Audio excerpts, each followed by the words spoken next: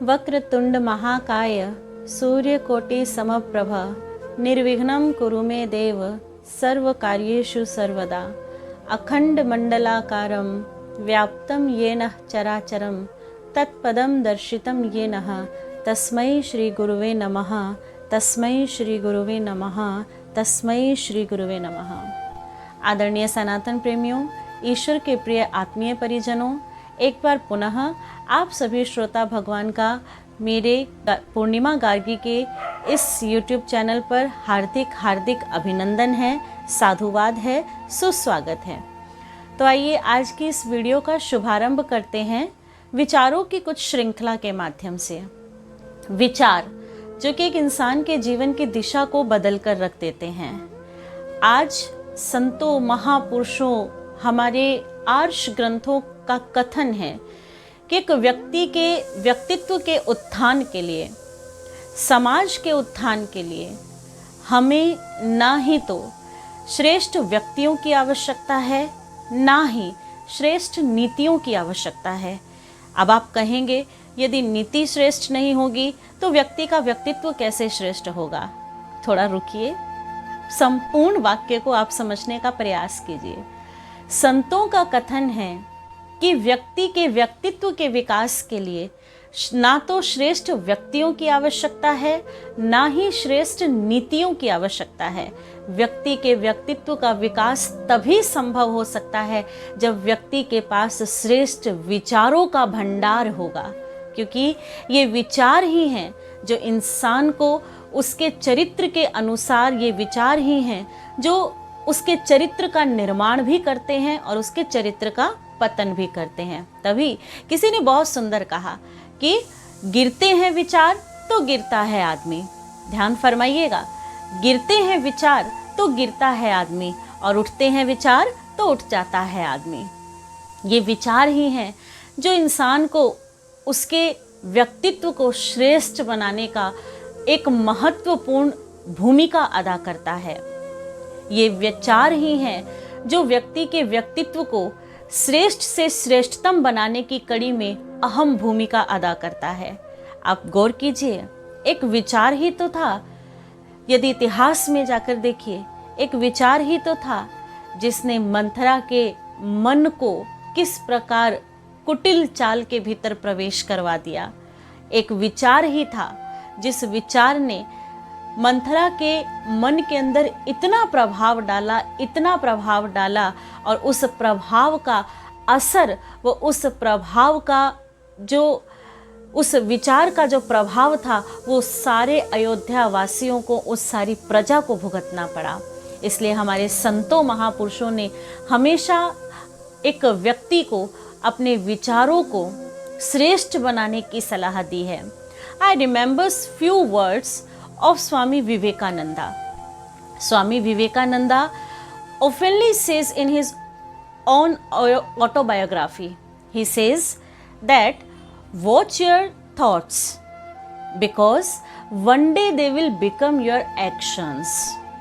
ध्यान दीजिएगा, स्वामी विवेकानंद जी अपनी आत्मकथा के अंदर ये लिखते हैं, ये बताते हैं कि watch your thoughts because one day they will become your actions, and watch your actions because one day they will become your character। कि अपने विचारों के ऊपर पैनी दृष्टि रखिए। हमारे मन के अंदर ये जो आते जाते विचार हैं, उन विचारों के ऊपर एक पैनी नज़र रखिए। ये विचार हैं जो एक दिन हमारे कर्म के रूप में परिणित हो जाते हैं। फिर आगे उन्होंने कहा कि watch your thoughts, watch your actions because one day they will become your character। अपने विचारों के साथ साथ अपने कर्मों पर भी पैनी दृष्टि रखिए, क्योंकि मन में उठने वाला विचार कभी ना कभी आपके कर्म में जरूर ढल जाएगा, और जब वो विचार आपके कर्म में ढलेगा तो वही कर्म आपके चरित्र का निर्माण कर देते हैं। और आधुनिक परिवेश के ऊपर यदि दृष्टिपात की जाए तो हम सभी जानते हैं, यदि आज समाज के अंदर किसी अहम धरोहर का या किसी बहुमूल्य धरोहर का यदि पतन हो रहा है तो वो केवल और केवल चरित्र है। यदि एक व्यक्ति अपने चरित्र को उठा ले, अपने चरित्र को संभाल ले, तो समाज का उत्थान स्वतः ही हो जाएगा। उसके उत्थान के लिए हमें ज़्यादा प्रयास करने की आवश्यकता नहीं है। और जिस दिन आपके अपने मन के भीतर उठने वाले विचारों को जिस दिन आप जान जाएंगे कि आपके आत्म उत्थान के लिए कौन सा विचार आपके लिए शुभ है और कौन सा विचार आपके लिए अशुभ है, उस दिन प्रारंभ हो जाएगा ईश्वर के श्री चरणों में आपके प्रेम की ये धारा का बहना।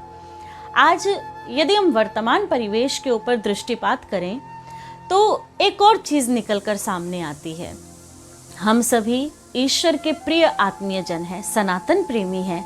हम सभी के हृदय में कहीं ना कहीं ईश्वर के प्रति प्रेम है।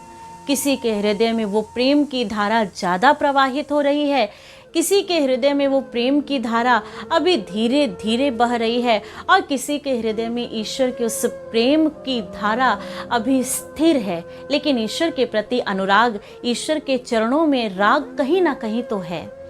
लेकिन थोड़ा विचार कीजिए कि प्रेम है क्या। ईश्वर के श्री चरणों में इस प्रेम के भाव को हम तभी समझ पाएंगे जब हम ये जान पाएंगे कि वास्तव में प्रेम एक समर्पण हुआ करता है। प्रेम एक डेडिकेशन है, समर्पण है। जैसे एक विद्यार्थी अपने एम्बिशन से प्रेम करता है, एक स्टूडेंट अपने लाइफ के एम से प्रेम करता है, और जब वो उस अपने एम्बिशन से प्रेम करता है तो वो अपने आप को झोंक देता है अपनी उस महत्वाकांक्षा को पूरा करने में, दिन रात एक कर देता है। लेकिन वहीं दूसरी तरफ हम ऊपरी सतह से यदि ईश्वर को अपने प्रेम की धारा यदि समर्पित करते भी हैं तो अभी हमारे मन के अंदर उस ईश्वर के प्रेम की धारा को और भी प्रगाढ़ करने के लिए हमारा समर्पण कहीं ना कहीं जो है अभी सतह पर है। अभी उस प्रेम के समर्पण में हम गहन गोता नहीं लगा पाए हैं। मुझे तो बड़ी हैरानी होती है समाज के इस प्रचलित चित्र को देख करके। आज हमने प्रेम को समझ क्या लिया? आज प्रेम को हमने एक वासना का रूप दे दिया। लेकिन आदरणीय सनातन प्रेमियों, ईश्वर के प्रिय आत्मीय जनों, प्रेम वासना नहीं, प्रेम उपासना हुआ करती है। प्रेम कोई साधन नहीं, प्रेम तो साधना हुआ करती है। जिस दिन हम इन शब्दों के गहन अर्थ को समझ लेंगे, उस दिन सही मायने में ईश्वर के प्रति हमारा प्रेम प्रगाढ़ होगा, ईश्वर के प्रति हमारा स्नेह प्रगाढ़ होगा। इसलिए आइए विचारों के इस क्रम को और भी आगे लेकर जाएंगे, और आज केवल ईश्वर की कृपा, ईश्वर की प्रेरणा से आपके बीच में यही संदेश रखते हुए कि हम विचारों को श्रेष्ठ उठाने का प्रयास करें, अपने विचारों को श्रेष्ठ से श्रेष्ठतर और श्रेष्ठतर से श्रेष्ठतम बनाने की कोशिश करें। और इस श्रृंखला में, इस कार्य में आप सभी का सहयोग देने के लिए प्रभु की प्रेरणा, प्रभु की कृपा से मैं अवश्य पूरी कोशिश करूंगी कि हम अपने विचारों की इस श्रृंखला के अंदर आपके साथ ऐसे ही कुछ विचारों को साझा कर पाएं, जिन विचारों से कहीं ना कहीं हम अपने व्यक्तित्व को, हम अपने चरित्र को, हम अपने आचरण को, हम अपने कर्मों को श्रेष्ठ बनाने का प्रयास करें।